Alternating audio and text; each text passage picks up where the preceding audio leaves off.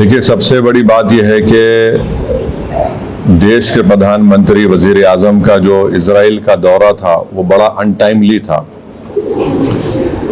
और वजीर आजम नरेंद्र मोदी को अपने एडवाइज़र से सवाल करना चाहिए कि क्या ये सही वक्त था इजराइल का दौरा करने के लिए। अगर वजीर आजम का एयरक्राफ्ट मिड एयर में होता और इस तरह का हमला होता तो फिर इसका जिम्मेदार कौन होते। और वजीर आजम को, प्रधानमंत्री को देश को बताना है कि क्या नेतन्याहू ने उनको ये बताया था कि इजराइल ईरान पर हमला करने वाला है, और अगर बताया था तो फिर वजीर आजम को चाहिए था कि वो फौरन, प्रधानमंत्री को चाहिए था कि फौरन अपना इजराइल का दौरा ख़त्म करके देश को वापस आते। मैं इसलिए कह रहा हूं कि अटल बिहारी वाजपेयी 1979 में चाइना गए थे और जब वियतनाम पर हमला हुआ अटल बिहारी वाजपेयी वापस आ गए देश को। और अगर इजराइल ने नहीं बताया कि वो यूएस के साथ मिलकर ईरान पर हमला कर रहा है तो फिर ये तो इजराइल ने हमको धोखा दिया। देश की 133 करोड़ जनता को इजराइल ने भारत की धोखा दिया है, बिट्रे किया है।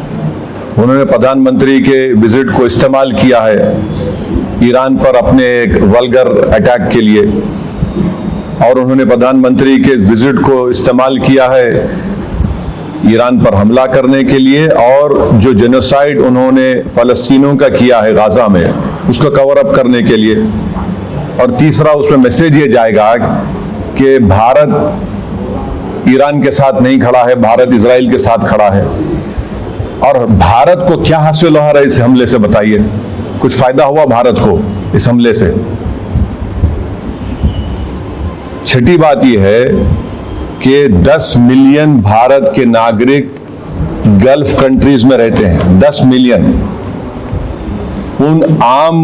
उस देश के आम नागरिक पर क्या मैसेज जाएगा कि प्रधानमंत्री मोदी के विजिट के खत्म होने के फौरन बाद इजराइल ने ईरान पर हमला किया। अब आप देखिए, बहरीन में हमला हो गया, खतर में हमला हो गया, हाँ, सऊदी अरेबिया पे हमला हो सकता है।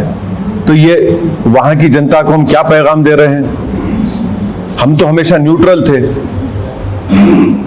देश के प्रधानमंत्री को और बीजेपी को समझना चाहिए कि हमारी 80 साल की जो लेगेसी थी कि हम न्यूट्रल थे इस मामले में, आज उसका क्या हो गया बताइए। और फिर बहुत गलत मैसेज गया है तमाम की गल्फ कंट्रीज को, चाहे बहरीन हो, खतर हो, इराक हो। और हम जानते हैं कि खतर होश कर रहा था कि सीज फायर हो गाजा में, इजराइल ने वहां पर हमला कर दिया, बॉम्बिंग की। इसमें भारत का बेनिफिट क्या है बताइए? और प्रधानमंत्री के साथ जो आपकी बरादरी मीडिया के लोग गए थे कवर करने के लिए, वो भी फंसे हुए इजराइल में, अब उनका क्या होगा? तो ये जो, और लार्जर पॉइंट ये है कि यूएस पे अब कौन भरोसा करेगा? आप बातचीत भी कर रहे और हमला भी कर दे रहे आप। तो ये सवालात हैं जिससे देश के प्रधानमंत्री को, बरसर इख्तियार जमात को, बीजेपी को इसका जवाब देना पड़ेगा। और बड़ी अफसोस की बात है कि प्रधानमंत्री इजराइल को चले गए, फिर उनको वहां पर एक उनकी नेसेट में, पार्लियामेंट में एक अवार्ड भी दे दिया गया, और प्रधानमंत्री के वजीर आजम की मौजूदगी में वहां के अपोजिशन ने वॉकआउट भी कर दिया। इजराइल ने नरेंद्र मोदी के इस विजिट को इस्तेमाल किया हमला करने के लिए और दुनिया को बताने के लिए कि भारत उनके साथ खड़ा हुआ है, बल्कि बेट्रेल है। हम पूछना चाह रहे हैं बीजेपी और देश के प्रधानमंत्री और उनके सरकार से कि क्या नेतन्याहू ने हमको बताया था प्रधानमंत्री को? अरे बताया तो प्रधानमंत्री को निकल क्या देना चाहिए, जिस तरह वाजपेयी ने किया था 79 में।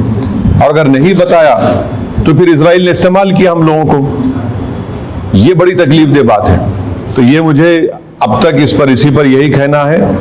हम उम्मीद करते हैं कि जो 50,000 अभी भी भारत के नागरिक ईरान में है और 10,000 इजराइल में है, उनको वापस लाया जाए। सिर्फ एडवाइजर इशू कर दिया आप, आप बताइए, प्रधानमंत्री गए हैं वहां, 10,000 अभी भारत के नागरिक इजराइल में है, 50,000 अभी ईरान में है, 10 मिलियन पूरे जीसीसी कंट्रीज में है।